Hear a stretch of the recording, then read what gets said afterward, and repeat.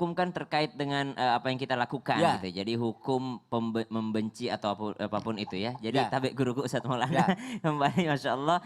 Sebelum dikatakan membuat orang lain menjadi sakit mental karena ucapannya, haters itu udah sakit duluan. Sakit duluan. Jadi haters itulah yang sebenarnya yang sakit mentalnya, bukan orang yang dibencinya. Misalnya ada seseorang public figure yang hatersnya, ada hatersnya, yang sakit duluan tuh yang haters sebenarnya, bukan yang dibenci ini, tapi yang membenci itulah yang sakit sebenarnya, sakit jiwanya, sakit mentalnya. Maka perlu untuk datang ke psikiater ya. Jangan bangga menjadi seorang haters, jangan bangga menjadi seorang haters. Ketika Anda menjadi seorang haters berarti Anda sedang sakit. Ada sakit di sana. Sakit apa? Sakit iri, dengki yang membuat Anda mengeluarkan ucapan-ucapan yang tidak berfaedah. Kalau iri dan dengki dalam batas wajar yang diperbolehkan dalam agama, iri kepada orang yang berilmu yang mengamalkan ilmunya, iri kepada para sultan, para orang kaya yang membelanjakan hartanya di jalan Allah Subhanahu wa taala, maka itu boleh-boleh saja. Iri melihat kebaikan, aduh pengen juga yang kayak begitu, pengen yang kayak begini, maka it's okay. Tapi ketika iri itu sudah membuat Anda mengeluarkan ucapan-ucapan yang buruk sehingga mempengaruhi orang yang Anda iri tadi, itu adalah termasuk perbuatan yang haram dan dilarang di dalam agama. Maka kama tadi nutudan, sebagaimana engkau memperlakukan orang lain, sebagaimana engkau ingin diperlakukan, maka perlakukanlah orang lain seperti itu juga. Kembali lagi bagaimana akhlak baginda Nabi Sallallahu Alaihi Wasallam. Nabi itu kan kita itu punya pecinta, ya punya fans, itu berbanding lurus sebenarnya dengan orang yang benci kita juga. Maka baginda Nabi bagaimana sempurnya Rasulullah Sallallahu Alaihi Wasallam. Sekarang lagi viral, sekarang lagi polemik di Perancis gitu ya. Oh, iya. Ketika terjadi penghinaan kepada baginda Nabi Sallallahu Alaihi Wasallam. Lihat bagaimana cintanya orang kepada baginda Nabi Sallallahu Alaihi Wasallam. Tapi ternyata di sisi lain masih ada juga yang membencinya. Ya. Bahkan ketika baginda Nabi Sallallahu Alaihi Wasallam saja masih hidup, ada kisah seorang orang buta yang setiap hari mencelanya, Muhammad itu orang gila.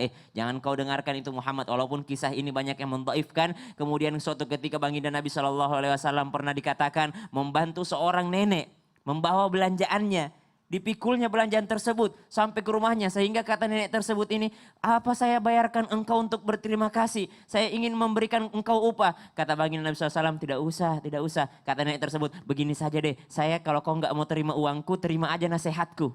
Kata baginda Nabi SAW, apa nasihatmu wahai nenek? Jangan kau kenal sama yang namanya Muhammad, dia itu orang jahat. Dia itu orang gila, tukang sihir, seperti ini, begini. Maka apa kata baginda Nabi SAW, yang engkau sebutkan orang gila itu adalah aku. Akulah Muhammad. Nenek ini tidak tahu orangnya. Yeah. Oh, langsung menangis bertaubat. Maka ketika ada orang yang membenci kita, balaslah dengan kebaikan. Hal jazaul ihsani illal ihsan. Bukankah sesuatu ihsan itu akan dibalas juga dengan sesuatu yang lebih baik. Kalau kita balas jadilhum billati hiya ahsan, kita membalas dengan sesuatu yang ahsan. Misalnya dia bilang kita, buruk sekali engkau, balas yang lebih baik dari buruk apa?